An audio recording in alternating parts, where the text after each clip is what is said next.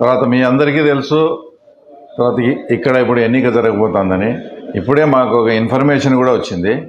అంటే చిన్న పల్లెటూరులో కూడా ఎక్కడ పోయినా కూడా సాక్షి తర్వాత వ్యాన్లు, సాక్షి రిపోర్టర్లు అవన్నీ పట్టుకొని తిరుగుతూ ఉన్నారు. మొత్తం రాష్ట్రం నలుమూలల నుంచి సాక్షికి చెందిన వ్యాన్లు, సాక్షికి చెందిన రిపోర్టర్లు అంతా కూడా పల్లెల్లో తిరుగుతూ ఉన్నారు. వాళ్ళలో ఆ రోజు ఎలక్షన్ రోజు మార్నింగే అంటే వాళ్ళ వ్యాన్లలో తర్వాత వాళ్ళే ఏదైనా పగలగొట్టుకొని లేదా సాక్షి మీద ఏదో దాడి చేసడానికి కట్టుకొని వాళ్ళ హాస్పిటల్కే పోయి ఇట్లా మా మీద ఇట్లా దాడి చేసినారు, తర్వాత జర్నలిస్టుల మీద దాడి చేసినారని ఒక వంక, ఆ తర్వాత ఒక నెపం చూపించేదానికి మొత్తం రాష్ట్ర వ్యాప్తంగా ఉండే సాక్షి వాళ్ళందరినీ రామని ప్రతి పల్లెకు కావాలని తిప్పుతా ఇట్లా ఉన్నారు.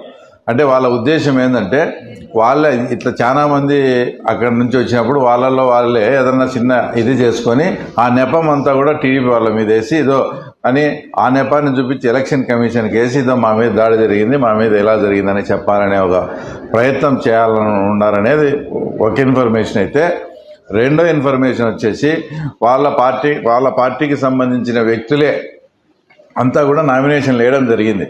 ఇప్పుడు ఉదాహరణకు మొన్న జరిగిన సైదాపురం చంటి అతను పబ్లిక్గా వాళ్ళ మంచిగా ఎవరిని అడిగినా మిమ్మల్ని అడిగినా ప్రజల్ని ఎవరిని అడిగినా చెప్తారు. తర్వాత భూమిరెడ్డి రవీంద్రారెడ్డి అని మల్యాల రవి అంటారు అతన్ని. అతను 100% ఆ తర్వాత వాళ్ళ మనిషే, అతను వయస్సు వాళ్ళకు బంధువు కూడా. అతనితో ఇండిపెండెంట్గా నామినేషన్ ఇచ్చారు. పెర్నపాడు సాంబశివారెడ్డి, ఆయనకు భారతి గారికి దగ్గర సంబంధం, ఆయన వేముల మండలం. అంబగపల్లె బాబురెడ్డి, ఇంకా ఎంత చండాలమైన విషయం అంటే మా మీద ఈమైన ఆరోపణలు మోపుతారే. అంబగపల్లె బాబురెడ్డి అనే అతని అఫీషియల్గా లింగాల మండలానికి మండల కన్వీనర్, అతను అఫీషియల్గా వాళ్ళు డిక్లేర్ చేసిన అతన్ని ఇండిపెండెంట్గా వేశారు. ఇట్లా కుట్రపూరితంగా మోసపూరితంగా చేసే పనులు వాళ్ళు చేస్తూ తర్వాత మా మీద పోని ఇండిపెండెంట్గా వేసుకున్నారు. ఓకే, ఇప్పుడు 9 ఇండిపెండెంట్గా వేసినారు వాళ్ళ వ్యక్తులు. వాళ్ళకు ఏదైనా వెహికల్ ప్రొవైడ్ చేస్తే వాళ్ళని ఆ రోజు ఆ వెహికల్ని వాళ్ళే ఏదైనా దాడి చేసుకోవడం, మా ఇండిపెండెంట్ అభ్యర్థుల మీద దాడి జరిగిందని ఎన్నికల కమిషన్కు ఫిర్యాదు చేయాలని ఈ రకమైన ప్లాన్లో వాళ్ళు ఉన్నారు. కాబట్టి నేను ముందే పోలీసు వారికి, ఎన్నికల కమిషన్ వారికి వాళ్ళకు విజ్ఞప్తి చేస్తున్నా, ఆ రోజు ఏదన్నా జరిగితే అది మాకు సంబంధం లేదు. మేము ప్రజాస్వామ్యబద్ధంగా పులివెందుల మండల ఓటర్లను ఎక్కడా డిస్టర్బ్ చేయకుండా మేము ప్రశాంతంగా ప్రచారం జరుపుకుంటా ఉన్నాం. ఇంతవరకు జరిగిన 1 or 2 డిస్టర్బెన్సెస్ కూడా బయట మండలాల నుంచి వచ్చిన వైఎస్ఆర్సీపీ యాంటీ సోషల్ ఎలిమెంట్స్ వాళ్ళు ఏదో రకంగా ఉద్రిక్తత చేసి ఏదో రకంగా ఇక్కడేదో బాగా మేము చించినాం పొడిచినాం అని చూపించుకొని వాళ్ళంతా మేము వైఎస్ జగన్ దగ్గర, అవినాష్ రెడ్డి గారి దగ్గర ప్రాపకం పొందే కోసం వాళ్ళు చేసిన దాంట్లో భాగంగా ఇవి జరిగినటియే. పులివెందుల మండలంలో కానీ వాళ్ళ ఓటర్స్ను కానీ నాయకులను కానీ ఎవరు ఎలాంటిది వాళ్ళ మీద అవాంఛనీయ సంఘటన జరగలేదు. కాబట్టి నేను ఎలక్షన్ కమిషన్ వారికి, పోలీస్ యంత్రాంగానికి, అలాగే రెవెన్యూ యంత్రాంగానికి ఈ 2 విషయాలు, ఒకటి సాక్షి వాళ్ళను వాళ్ళే దాడి చేసుకొని దాని అంతా వాళ్ళ ఛానల్లో చూపించాలనే ప్రయత్నం, ఒకటి ఇండిపెండెంట్గా అంతా వాళ్ళ మనుషులనే వేపించుకున్నారు కాబట్టి వాళ్ళ మీద దాడి చేసుకొని వాళ్ళంతకు వాళ్ళే అది మా మీద చిత్రీకరించాలని చూస్తారు. ఈ 2 విషయాల్లో మా వాళ్ళు కూడా చాలా అప్రమత్తంగా ఉన్నారు.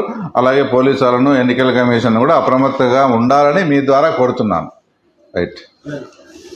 నేను ఆరోపణ చేశాను, చేస్తున్నారని ఎంపీ గారు ఆరోపణ చేశారు. అసలు ఒక గ్రామం చెందిన వ్యక్తి ఇంకో గ్రామం ఓట్లు పెట్టి పోలింగ్ బూత్ ఉన్నప్పటికీ కూడా ఆయన ఆరోపించే దాంట్లో అదే అందరిది ఇదే. కానీ ఏమైందంటే ఇది ఒక 4-5 రోజులు ముందే కనుక ఎవరైనా అబ్జర్వ్ చేసింటే ఈ సమస్యకు పరిష్కారం చూసేవాళ్ళు. ఈరోజు స్లిప్పులు పంచారు, మొత్తం ఎక్కడ చూసిన స్లిప్పులు పంచి ఒక యంత్రాంగం అంతా బ్యాలెట్లు ముద్రించి ఒక యంత్రాంగం అంతా అక్కడ ఉన్నప్పుడు ఈ స్టేజ్లో దాన్ని మార్చడం అనేది కరెక్టా కాదా, దానివల్ల మా పార్టీకి ఏమైనా లాభమా నష్టమా అనేది కూడా మేము బేరీజ్ వేసుకొని తర్వాత మేము కూడా వాళ్ళకు ఎన్నికల కమిషన్ వాళ్ళకు రిపోర్ట్ ఇవ్వడం జరిగింది. కానీ మీరు ఒకటి ఇక్కడ గమనించాలా, ఒక ఓటు ఏదన్నా గల్లంత అయిందంటే అది రాజ్యాంగబద్ధంగా ప్రజాస్వామ్యబద్ధంగా అది ఇబ్బంది. ఓట్లు ఎక్కడ ఎవరి ఓట్లు వాళ్ళకు ఉన్నాయి. కానీ పోలింగ్ బూతులు అనేది సేమ్ పంచాయతీలోనే పోలింగ్ స్టేషన్లు మారినాయి. అంటే ఒకటి నల్గొండపల్లె బూత్ వచ్చేసి నలిపిరెడ్డిపల్లెలో పడినాయి, 2 కిలోమీటర్స్. నలిపిరెడ్డిపల్లెలో ఉండేవి వచ్చేసి ఎర్రబల్లెలో పడినాయి, అదొక 1/2 కిలోమీటర్. ఇట్లా అదే వితిన్ పంచాయతీ జరిగింది. వితిన్ పంచాయతీలో జరిగింది కాబట్టి ఏదన్నా దానికి కావాల్సితే ట్రాక్టర్స్ కానీ వెహికల్స్ కూడా మీరు ప్రొవైడ్ చేసుకోమని చెప్తున్నారు. నాకు తెలిసి అది ఈయన పెద్ద రాద్ధాంతం చేసేంత సబ్జెక్ట్. ఇప్పుడు అదే పంచాయతీలో 2 కిలోమీటర్లలో పోతారు వస్తారు, ఏం చేయాలా తప్పదు. మనం ఎలక్షనే పెట్టుకునేమో, కొన్ని వెహికల్స్ అరేంజ్ చేసుకొని ఆ రోజు ఆ గ్రామంలోనే మన కార్యకర్తలతో మన ఓటింగ్ ప్రశాంతంగా మనం ఓటింగ్ జరిపించుకోవాలా. అది వాస్తవంగా ఏం జరిగిందనేది ఇప్పుడిప్పుడే మాకు కూడా నిన్నటి నుంచి చూసి ఆ ఓట్లు చూసాను. ఏంటంటే అంటే ఇందులో బాధపడాల్సిన విషయం ఏంటంటే స్లిప్లు అన్నీ ప్రజలకు పంచిన తర్వాత ఈ విషయం వాళ్ళ దృష్టికి కానీ మా దృష్టికి కానీ వచ్చింది. యాజ్ ఇట్ ఈజ్ 2 డేసే టైం ఉంది. ఆ ప్రక్రియ కోసం వల్ల టైం వేస్ట్ ఎందుకు? అదే పంచాయతీ కదా. అందరికీ మా వాళ్ళకి నచ్చ చెప్పుకొని మేమైతే ఎన్నికలకు ముందుకు పోవాలని డిసైడ్ అయినాం. ఇప్పుడు పోటీ చేసే వాళ్ళు ఏం శ్రీనాథ్, ఇది క్వశ్చనా? మేము పోటీ చేస్తా ఉన్నాం, మేము ఎట్లున్నా 100% గెలుస్తాం. గతంలో 25% ఓటు ఉన్నాయి. Yes. ఇప్పుడు ఇంత తక్కువ టైంలో అంత టీడీపీ రావడానికి కారణం ఏంటి? ఇప్పుడు మీకు కొన్ని ఎగ్జాంపుల్స్ చెప్పాలా. ఈటెల రాజేందర్ గారు ఎమ్మెల్యేకి ఓడిపోయినారు. అదే మల్కాజిగిరిలో 20 లక్షల ఓట్లకు ఎంపీ అయినాడు. పీరియడ్ ఎంత? 3 months. Period 3 months. కాబట్టి ఇలాంటివి అన్నీ జరుగుతాయి. ఇది పీరియడ్ అప్పుడు ముందు అట్లా వచ్చింది, ఇప్పుడు ఇట్లా వచ్చింది అని కాదు. ఇది స్థానిక సంస్థల ఎలక్షను. వాళ్ళ ప్రాంతము ఇంకా 4 ఏళ్ళు గవర్నమెంట్ ఉంది.